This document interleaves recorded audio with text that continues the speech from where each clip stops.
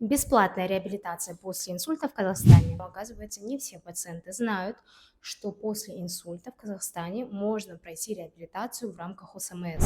Итак, у нас имеется 3 этапа реабилитации в Казахстане. Первый этап, который проходит в стационаре, где находится пациент с инсультом. Второй этап длится 6 месяцев с момента выписки после инсульта, и третий этап длится 3 года.